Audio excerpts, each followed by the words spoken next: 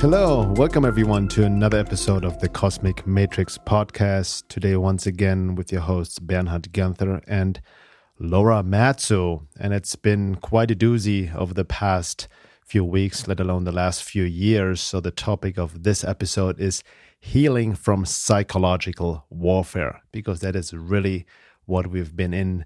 World War III is literally psychological warfare, psyops, information warfare, and all of that infects us on psychological, spiritual, and emotional levels.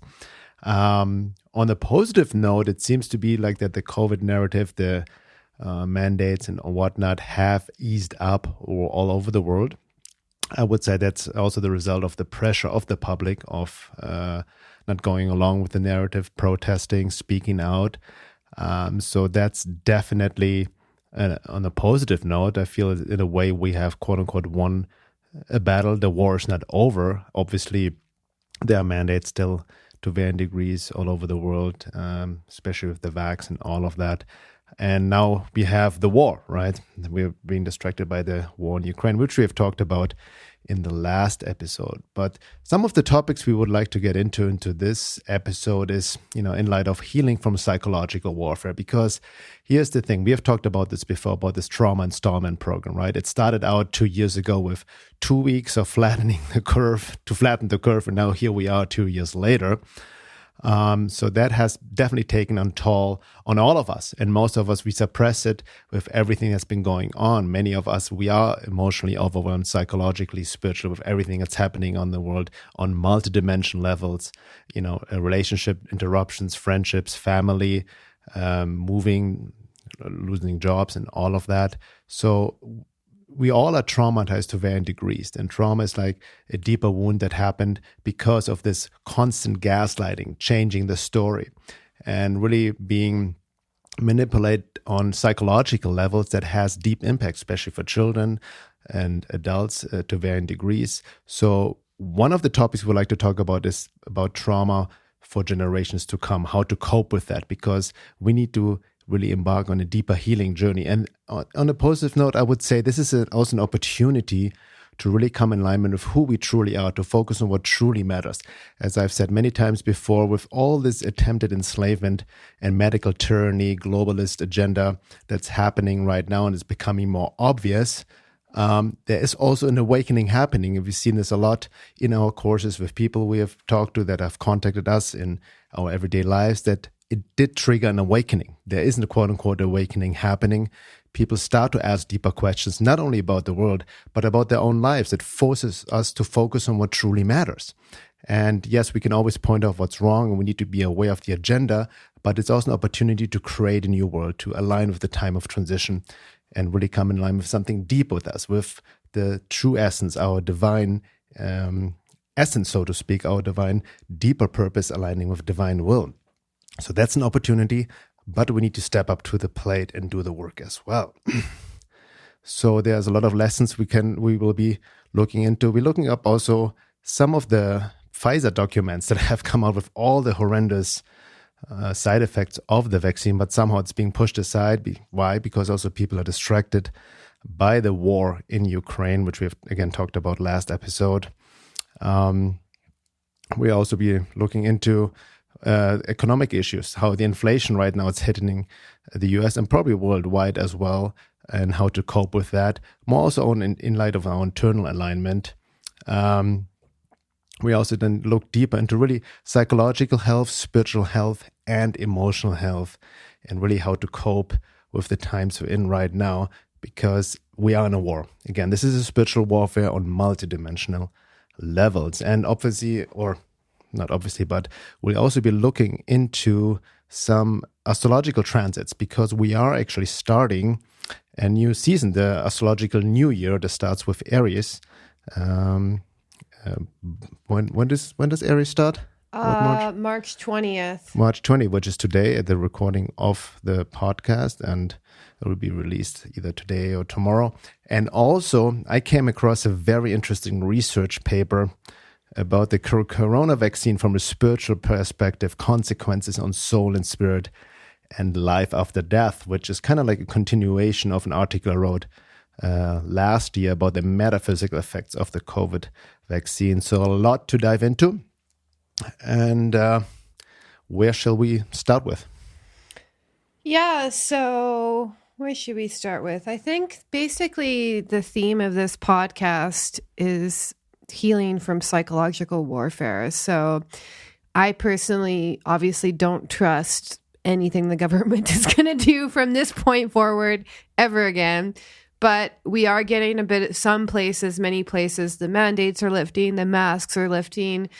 We're getting a little bit of a moment to breathe, basically. You know, I think no pun intended. Yeah, these planets in Pisces are also presenting us as spiritual healing. So it's a time to like kind of just come back to ourselves, you know, check out how's the condition of my body, my heart, my soul. What emotions am I carrying that I kind of had to maybe shut down to survive over the past couple years? Like, it's really time to come back to ourselves, come back to our bodies, kind of just reorient ourselves into the here and now and just process the past couple years, at least if you're in a place where the mandates are lifting and loosening up a little bit, because this whole experience over the past couple years was basically a massive collective big T trauma, meaning a major trauma. It's affected children developmentally, you know. So we have to look at like how we're impacted by that. So trauma usually just affects our ability to regulate our emotions, regulate our nervous systems, and it also affects our ability to have connected attachment relationships. So what we can tell actually in our bodies, if we're traumatized, the main key sign is learning the language of your nervous system, learning if you're stuck on, meaning are you still in a state of fear, anxiety, and how this can actually manifest is jumping on to the next thing to be afraid of, the next thing to freak out about. And I'm not saying that we shouldn't be, you know, kind of on guard for something around the corner. Yeah, like, I mean, there could be something coming up, who knows? But just watch out for this hypervigilance that can happen to us, you know? So in the wake of like trauma, we can end up extremely hypervigilant. And you see that actually mostly with people who have gotten the jab and are super pro-mask and are like, I'm going to keep wearing the mask and keep getting the jabs no matter what the government tells me. And like, we're going to see a lot of people who are going to just be stuck in this fear state of coronavirus, regardless of whatever comes out. So we're going to have to deal with that. I think that on the other side of things, we have everyone who's been basically, you know, treated like a hostile enemy for the past couple years because they wouldn't get the vax, because they wouldn't get the jab. And so how has that impacted you? How has that impacted your relationship with the world and your ability to go out in the world? You know, you might feel when, especially if you've been in a place with hardcore mask mandates and a lot of hostility, if you didn't wear the mask or get the jab, you might feel yourself a little bit kind of uncomfortable going back in the world and learning how to connect with other people. So it is essential, you know. So what can happen in the wake of trauma is our nervous system can get dysregulated very easily, stuck on high anxiety states, or stuck on off, stuck in a depression. And another way that it can really affect us, it can wire us so that we're constantly trying to protect ourselves. We're distrustful of the outer world. We don't want to interact or deal with people anymore. And so it's important we get ourselves back into our body and back in a place of safety within our own body so that we can actually repair our relationship with the outer world a little bit, you know, as much as we can. You know, there's some people who have stuck so hard to the narrative and they're basically willing to exile members of their family and the unvaccinated for however long, you know. And so you have to also look at that objectively and see that that's a trauma response within them, you know, and there's only so much you can do.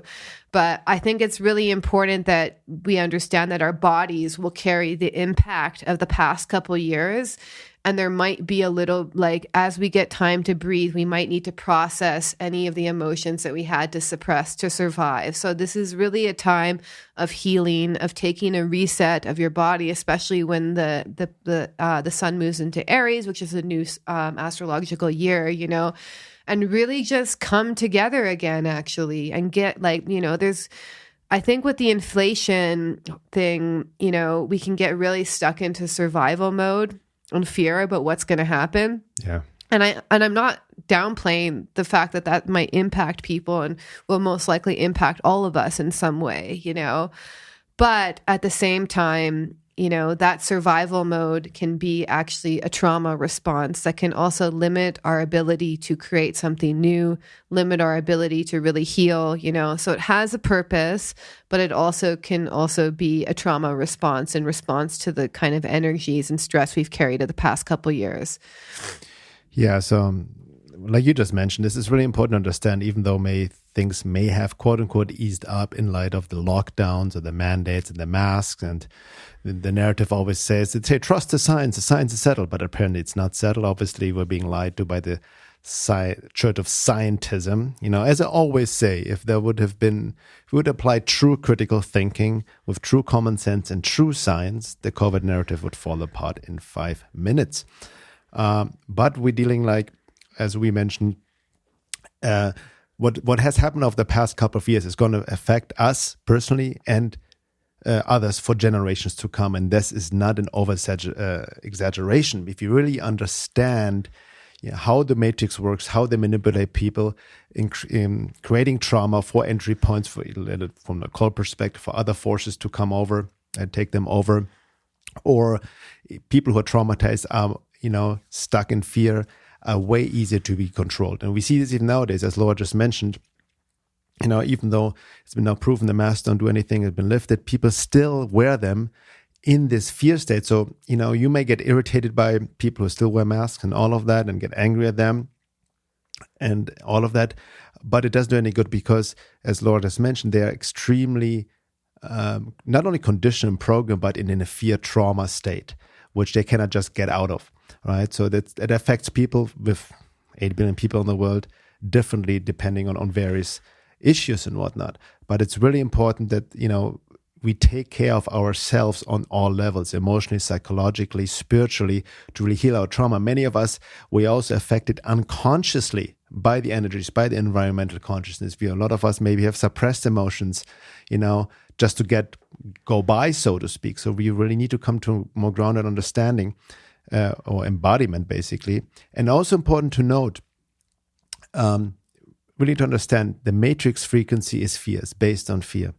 So as long as we're stuck in fear, that's where the matrix has us. That's how we're easily manipulated. That's where we're not connected to the divine, to our true essence.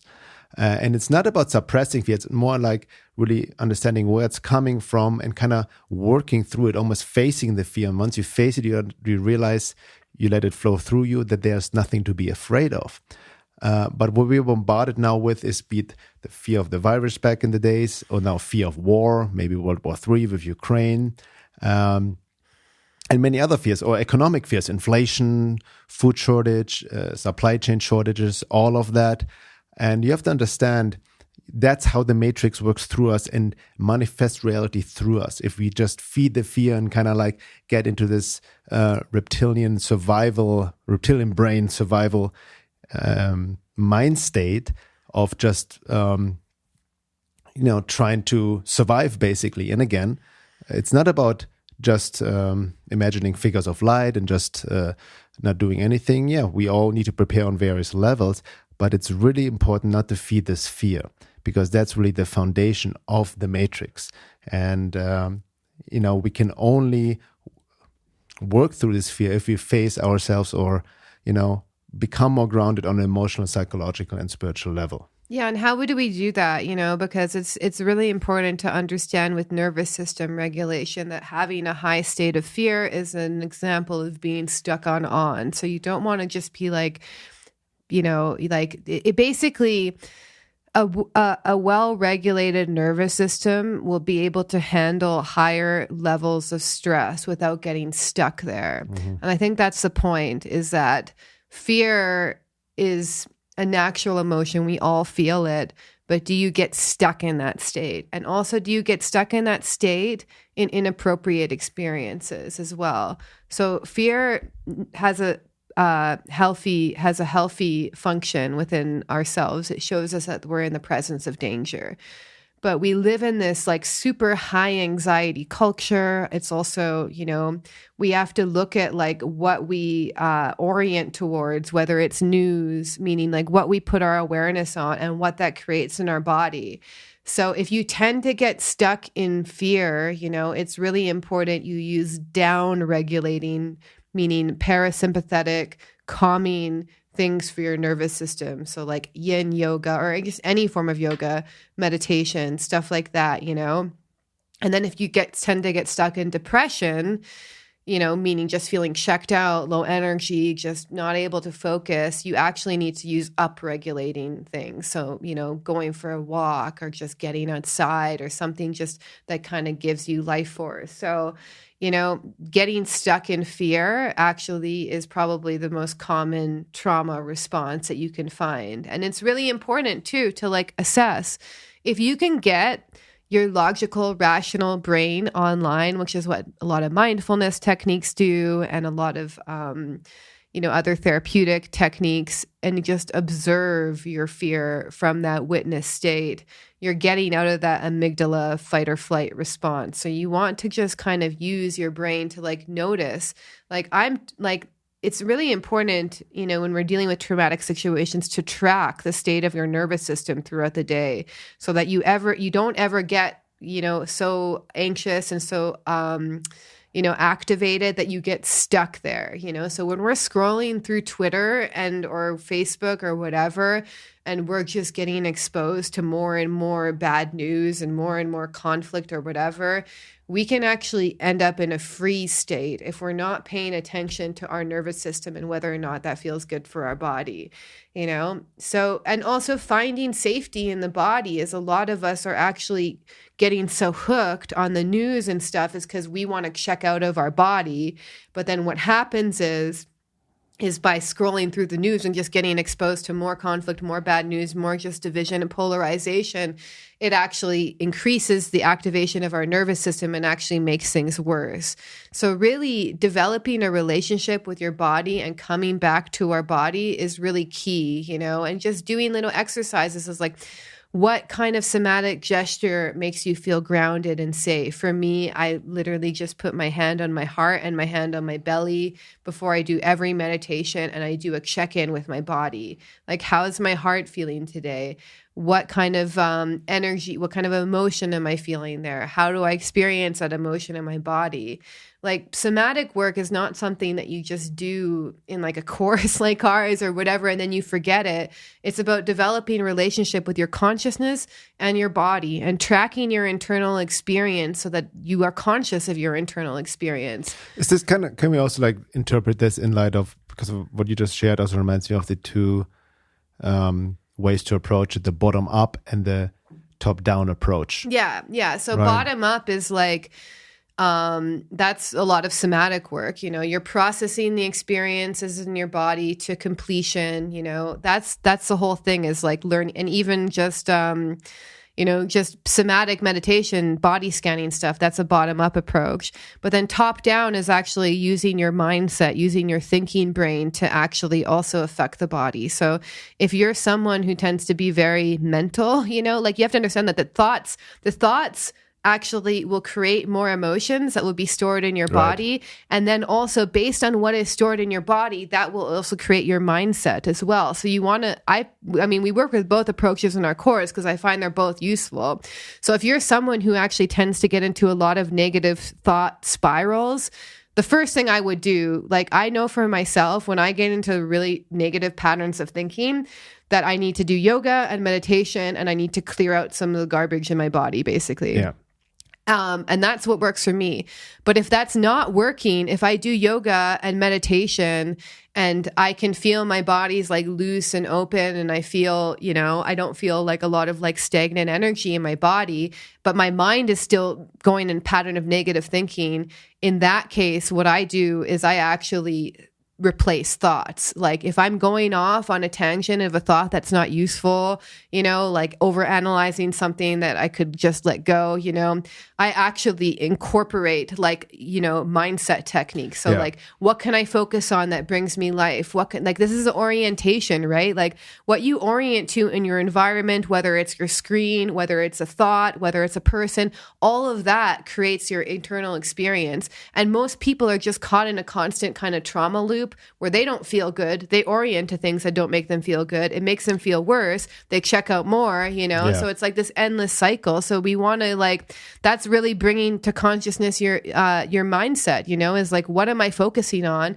How does that make me feel? And most people are operating that program completely unconsciously. So basically what I'm suggesting is check in with your body, check in with your heart, that your body, like the developmental issues in children will be resolved if we are connected to ourselves enough to attune to the children again. And I'm not only just talking about your children, I'm just saying a lot of children have been deeply traumatized. They haven't seen faces, facial gestures. This is really important for their own emotional development to see this, but we're of no use if we're also checked out ourselves. So we have to come back to ourselves. We have to come back to a place of safety, connection in our body again. And that's actually how we develop resilience. So this was like a major stress test for the past couple of years. The fact that we survived this actually expanded our tolerance of our nervous system to handle extremely stressful situations. But we have to come back to ourselves. We have to come back to a sense of safety in our bodies again and really connect to ourselves again. And maybe you never felt connected to yourself. So now's the time, basically. Yeah. No, thank you for sharing. Also to share how I deal or work with that, be it the somatic bottom-up approach or more the mind approach, top-down. For me, it's key, in my setup, I tend to take on a lot of stuff unconsciously and stores in my body unconsciously. I think it's also related to my moon in the 12th house placement. So I'm really connected to the collective, get a lot of information downloads, but I also can take on a lot of stuff that gets just stuck in my body. So for me, just stretching it out, because I know the body is the mind. Whatever I hold tension, that's kind of like I'm stuck, the emotion stuff, like it's just being held on. And the tighter I get, the more just stuck in my head, the more I tend to worry, or thoughts come in and all of that. And I can recognize that. So for me, it's definitely getting into the body. What helps me a lot is getting a just basic massage, body work on a regular basis, just to kind of flow through, and just that automatically relaxes my mind. I'm more at peace, I'm more grounded, I'm more present. I don't get caught in worry or fear. But what works for me, because I can be very mentally strong as well, the top-down approach works for me as well. So that's why I'm always saying, we live in the mental world. Yes, we are stuck in the head with all the computerization technology. We are always in our heads, information. So we definitely need to make conscious efforts to get out of our heads into our bodies. But we also need to learn how to use our minds correctly, understanding, for example, critical thinking and all of that. And you can use your mind, as Laura just said, also with the top-down approach, to recognize when you're in fear and worry, and then make conscious efforts to reject it. So that helped me a lot. Sometimes I get into worry and thoughts and anything's going on in my life, and I project some worry, fear into the future. Then I use my mind, hold on, I'm getting into this negative state of mind of just some imaginary fear, and my mind tends to exaggerate, and then it creates a corresponding negative emotion, and my anxiety gets elevated. I'm a little bit in a trauma response and all of that. So I'm fully aware of it in my body, in my mind, and then I consciously, hold on, I'm in fear, I'm going to reject this. I'm going to consciously, as Laura said, focus on something else, more present, and detach from it, being aware. That's really the foundation of self-work anyway, this objective of observer, because we usually, or most people, get right away identified with the thought, identified with their emotions, and then react out of them mechanically. So having this observer within, then you can use the top-down approach to kind of regulate yourself as well, as it has worked for me as well. So yeah, I think the best technique is a combination of both. Right. So if you can if you feel anxiety because of a thought that you're thinking of, that's kind of just making it worse, essentially. And you really have to develop this conscious relationship with awareness in your body as well, which a lot of people don't have these days, which means placing your awareness in your body as much as possible. That's the foundation. But what you can do, like if you want to work with both approaches, is when you notice yourself getting into like a negative thought spiral and it's creating anxiety in you, doing deep belly breathing, meaning having your breath, expand your lower belly when you inhale and contract, and then choosing a thought to orient towards that makes you feel safe, calm, relaxed. So even something like, positive coming up in the future, or even sometimes if you work with an image, sometimes that helps. Like you can bring in an image of someone who you felt really loved you, that was very attuned to you, because that creates feelings of safety and connection, So essentially what you're trying to do is orient towards yourself to thoughts that create safety and connection, essentially. Yeah. So like anything just good that you can think of, and that's kind of how you can work with both approaches, because a lot of us, our mind actually rules us. We don't rule our mind, which is one of the key aspects of developing a meditation practice, is that so you can gain some agency. To master your mind. Yeah, over which thoughts that you tend to grasp onto. Like the moment, like it's actually almost like a form of like self-abuse when we pick the most negative thought, we grasp onto it, meaning that we create many stories around that thought. And then we literally invent worlds and fantasies out of just grasping onto the most negative thought. And the fact that we orient towards that actually can also be linked to things in early childhood and survival strategies that we learn. So I've learned, actually working with people with trauma, for example, is that people who have a lot of trauma tend to be almost hyper vigilant to changes in tone, to changes like to any experience that potentially makes them feel rejected. They're hyper vigilant, but they're hyper vigilant, and I include myself in that sometimes, to the point where they misperceive a lot of situations. So we want to learn, rather than orienting towards things that show us that we're in danger. So even orienting towards people wearing masks or whatever, or people, when we're kind of out and about in the world, when the mandates drop, can actually be a trauma response. So when you're out in the world, again, if you're in a place where the mandates are dropping, a key practice you can use is orient towards things in the environment that make your body feel good, basically. Yeah. Well, that reminds me of a couple of things I want to mention as well. But before that, I want to also really add to this top-down approach, like I mentioned, the rejection of thoughts, the detachment, and reorienting you somewhere else. What I also bring in is then the spiritual aspect, because again, it needs to happen on all levels holistically, which we call the fourfold approach of holistic, self-work, basically, or self-awareness, physically, emotionally, psychologically, somatically, and spiritually.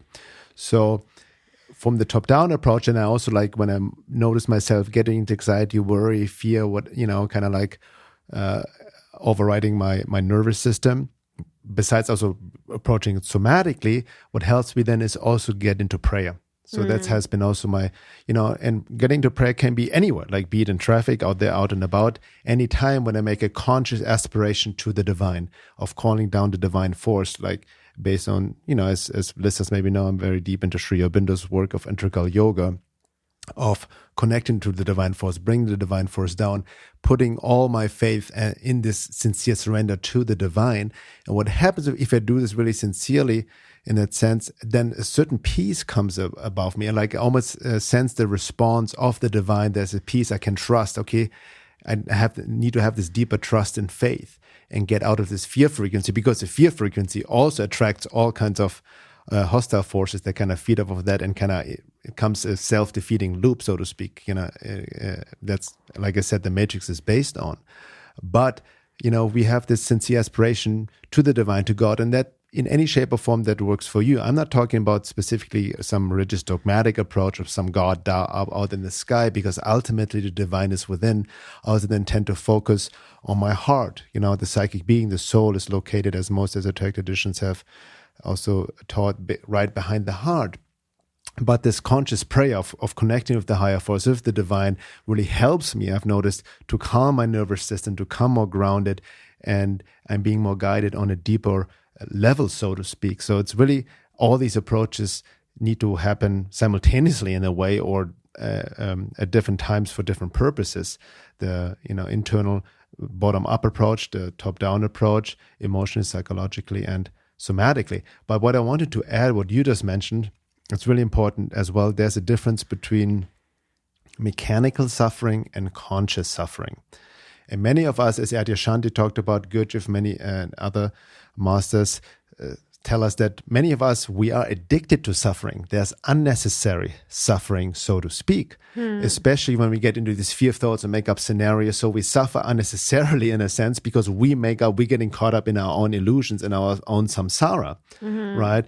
And part of us may be even unconsciously, quote unquote, addicted to suffering. Yeah. To always wallow in negativity, to stay in victim, in self-pity. Exactly. Right? So I'll give you, basically, one of the four noble truths of Buddha was that life includes suffering. But what he was referring to is sickness, old age, death, basically, like the basic suffering. And then there's something, I think they call it suffering on top of suffering or something like that, and that's actually a lot of the suffering that most people experience, meaning the stories that you tell yourself about your life and the world that are actually not true. Like, that's probably one of the most common ways that people add suffering on top of suffering, is that they take their interpretation of reality to be real, and they do not expand their capacity. And actually, a sign of, expanded window of tolerance and not being in a traumatized state is being able to expand your perspective to include many different views. But when you're in trauma, you think that if one thing happens that makes you feel negatively, there's only one possible reason why it could be that way, and it's really bad, So it really fixes your view on one possible perception. And that's a good example of suffering on top of suffering, because you're creating stories about the world on top of the basic suffering that is being a human and having to create a life for yourself, that are literally fantasies. And that's this like deeper levels of samsara that we enter. That's, I think, a very important point to understanding. And I see this in myself. The majority of suffering we experience is self-inflicted, unnecessary psychological suffering of not being in the present moment, of even the little ego complaining of not getting what it wants, from like more entitlement perspective. But ultimately, these are all kind of illusions, so to speak, something projected into the future, or not seeing the reality for truly what it is. Yeah. So, So it's really important to actually constantly question your perceptions of the world and where they come from, because that's that's to me the essence of samsara, is like people projecting their internal reality onto the world and making up elaborate stories about it, which are not real. Exactly. And then but there's a paradox, as Gurdjieff said. Yes, we're all addicted to suffering, and we need to get rid of our attachment to suffering to varying degrees, this psychological suffering, where the ego is involved. But there is also the necessity to suffer, and he called this conscious suffering. And what is conscious suffering? Conscious suffering, when you really engage in the great work of really like connecting to your essence, then is about not giving in to any a little desire your ego comes up, this mechanical, especially from your lower nature, right? Or when you're triggered and want to really project onto somebody, you need to withhold this within, and that kind of creates a certain sense of suffering, not to give into the mechanical reaction to go off on somebody and project your shadow on the other person. So that's conscious suffering, right? Keeping these mechanical reactions in check, so you ignite the alchemical fire within, and that can help the transmutation.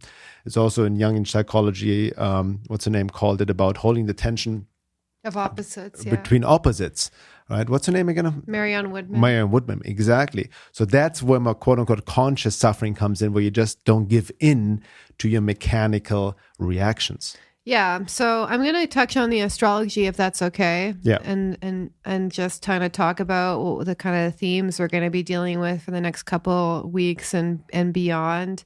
So again, we're still looking at this Taurus North Node, South Node, and Scorpio. So essentially, we're the South Node in Scorpio is about kind of recovering from the trauma of the past, developing a sense of stability again, coming back to our senses, coming back to our values, and really looking at this rebirth that we've all gone through in many different ways, And so some shadow sides of this is being very distrustful, being very closed off from people, being attracted to like constantly looking for more darkness in the world to expose, like almost like constantly looking for the other bad thing to happen, constantly looking for the betrayal to happen again. Like being black-pilled in a truth community. Everything is a trap. Yeah. Everybody's controlled up. Exactly. And so, the Taurus side of this axis is about really coming back to our senses again, slowing your life down, simple things, simple pleasures, learning that life can be good again, developing a sense of stability through some sort of daily grounding habit is good, so just calming the F down, slowing down, finding some sort of connection to the divine in everyday life, basically. And just, learning how to find safety again, whether that's within our own bodies, whether that's just a good kind of like warm drink or spending some time in nature, Also, kind of closing our open centers down, meaning like not getting so wrapped up in what other people are doing and kind of this kind of overly suspicious Scorpio mode. And just developing a sense of being grounded in our own body again and developing a sense of boundaries, basically. So, it really is like kind of the Scorpio archetype is really almost like this shadow side can be like overly concerned with what's going on, what's going to happen next, what's going wrong. And the Taurus archetype is about kind of reeling all that energy in, being like, what is happening here and now in my body? How can I develop a sense of internal value? How can I develop a sense of internal worth? How can I develop a sense of internal stability, regardless of what's going on in the world, basically? So, we want to just kind of come back to our senses and kind of teach ourselves that life can be good again.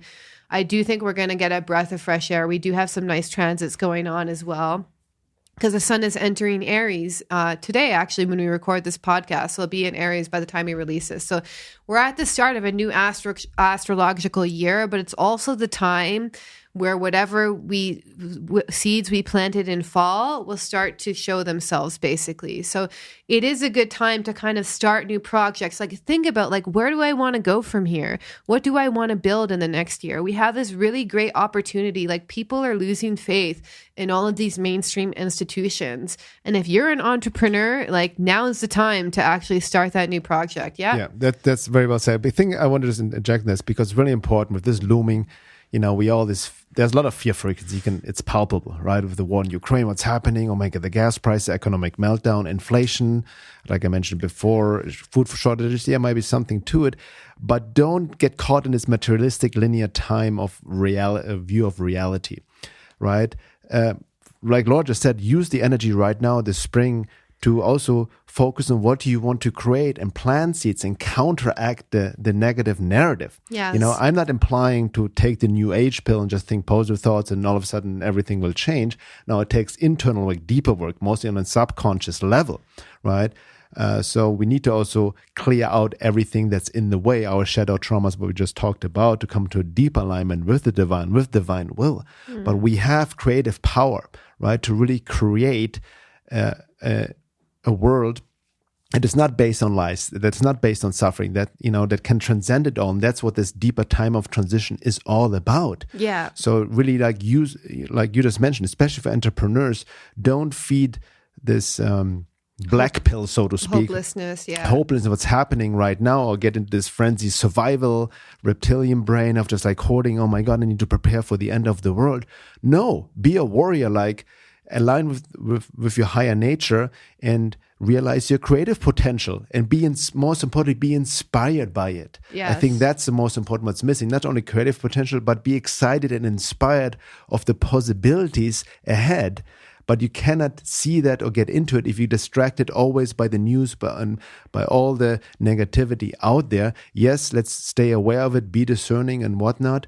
But this is a high potential to create for creativity. Exactly. So, as we're at the start of this new year, it's time to like kind of be decisive, act, start new projects, follow those inspirations.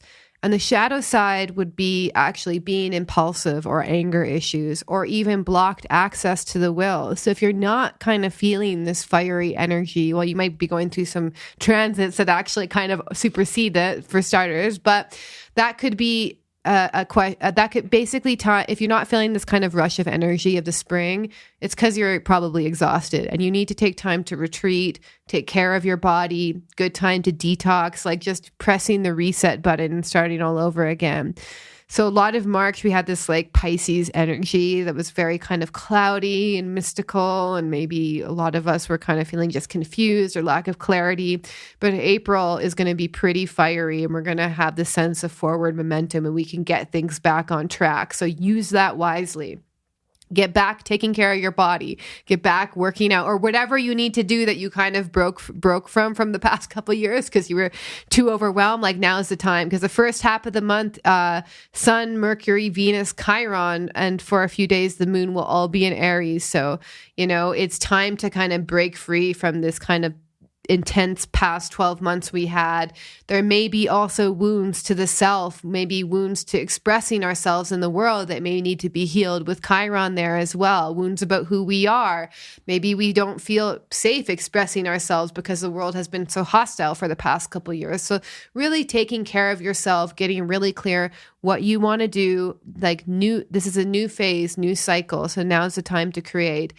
So in the second half of the month, we have a lot of Uranus transits. There's going to be Mercury, Venus, Sun will conjunct in Uranus and Taurus. So with any transit in Uranus is not super comfortable in Taurus, generally speaking, but this does mean changes to the financial system. In my view, I think crypto actually is a huge part of the Uranus and Taurus transit. So we need to actually be open to be flexible. You may receive insights, illuminations. It can also be a trauma signature. So Uranus can represent trauma done to the body, trauma because of living in survival mode, trauma because of living in a crisis. So this all relates to actually what we were talking about early on in the podcast, coming back into the body, coming back into a state of, expanding the window, your ability to handle stressful situations, your ability to move into a state of activation, meaning when your nervous system is like on alert, to deactivation throughout the day is like the work of kind of healing your body, basically. So we want to, look at our relationships. Are we wired? Are we still kind of trying to protect ourselves from the outer world? Are we still paranoid in this place of distrust? Or can we find people who we can connect with again? Can we find secure relationships which make us feel safe again? Self-compassion practices, working on our self-esteem, working on our self-agency, and just developing, our connection to the divine so we can have a sense of deeper faith and trust. So I'll actually talk about the Pluto retrograde in Capricorn in the second hour and what that means. That's not going to be coming till later in the month, basically. But right now, you can see that there's a real sense of newness, a real sense of fresh energy. But a lot of us may just feel exhausted because of the past couple of years and the stress it's created on our nervous system. So we want to take time to just come back to ourselves, come back to our body, look at what you want to build and create. There's a tremendous opportunity that's presenting ourselves, that's been presenting ourselves for a while. And like, if you lost your job or you lost relationships or things changed in your life, maybe you moved, now is like a rebirth period. You're at the start of this new cycle, and it's important to come back to yourself again, come back to your power, come back to your body, get yourself in a state of, calm focus so that you can really develop clarity on what direction you need to go next. Yeah. So that's, again, these are intense times, but exciting times. So there's a lot of opportunity. We've seen this many times again. And yes, it is war. There are battles, and we have our individual battles, collective battles. This is multi-dimensional warfare. So it's not easy at times, for sure, but we all came here for that very reason. But we need to seize the moment. So that's what I'm saying. Be aware of the agenda. I always say, you guys heard me that before, know the enemy, know the agenda, but don't feed it. Don't feed the fear. And just understand how these forces operate. And know thyself, right? As we just mentioned, really, that's important. That's how we can carry ourselves through these times. This fourfold approach of inner self-work, the bottom-up approach, as we talked about, or the top-down approach, and really taking care of yourself, with all the traumas and anxieties, we are holding within our bodies, based on the past 2 years alone. But as the saying goes, there's light at the end of the tunnel, and we are more powerful than we think we are. And with that being said, that's the end of the first hour. In the second hour, we'll dive deeper into some more astrology transit, as Laura just shared. I also want to dive deeper into the whole Pfizer document that just came out recently. Also, by the way, Laura and we are in Facebook jail. Me for questioning what's happening, for questioning the official narrative about the war in Ukraine, and Laura got in Facebook jail for sharing, what was it, official data about. Yeah, so I can just touch on that real quick. For starters, I'm in Facebook jail, and I also got a warning on Instagram and Facebook that I'm up for deletion. Basically, they're going to disable my account if I post anything more. So. And that was from sharing the official Pfizer. Well, I tweeted, basically my tweet was like, if you said trust the science over the past 2 years and you didn't see the science that said 1,223 people died from this jab, you don't trust the science, you trust the propaganda. Anyway, it got shared over 5,000 times on Instagram, hundreds of times on my Twitter even. And then it got fact-checked, and then it got taken down. So yeah, I'm definitely fact check, which by the way is ironic because it's official data from Pfizer. Yeah. So right. That put me, and also the next step is like they're threatening to delete my account basically. So, but I want to touch upon what you got deleted for or put in Facebook jail on Facebook for this, which we posted on Instagram. On Telegram. By the way, follow us on Telegram because we get censored there. Very fascinating research that showed how. Very disturbing research or data that showed how the death rates increased exponentially in the millennial generation. There were 61,000 excess millennial deaths. Based on the vaccine. So if you want to check out that information, you're going to have to join Getter.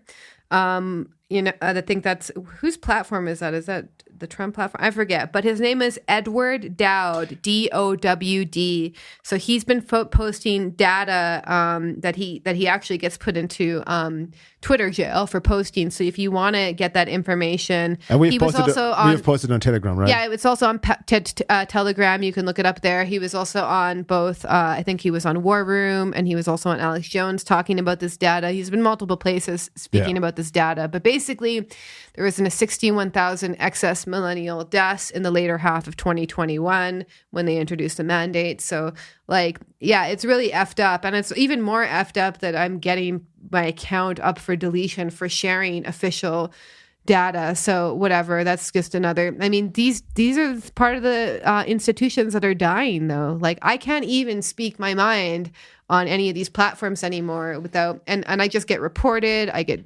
harassed or whatever. So anyway, this is an opportunity to create new systems, new ways of kind of connecting with one another, new communities, because these companies are actually shooting themselves in the foot by doing this. No, exactly. That's why we need to take power in our hands, decentralization.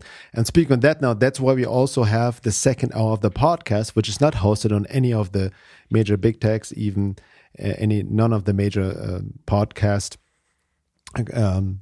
servers and whatnot, but on our own website, which nobody can censor, nobody can cancel or take away. So that's where we dive deeper into information that will be most likely get quote unquote censored on other platforms. And speaking of that, I also have done more research, not only like what Laura talked about into the physical consequences of the COVID jab, but again, more into the spiritual and metaphysical consequences of the COVID mRNA vax, which I've written an article about last year called The Metaphysical Consequence of the COVID Jab in light of the cold matrix and the way out. You guys can check it out on my website, veilofreality.com. But in the second hour, we'll dive deep into it. I've gotten into more fascinating research information about some other individuals on these topics based on Rudolf Steiner's work and others' works. So listen to that if you're not already a member for access to the second hour. And also if you like to support us, please go to my website, veilofreality.com, and sign up to the membership. It gives you access to all the second hours of all podcasts and the membership forum. And with that being said, see you all soon in the next hour.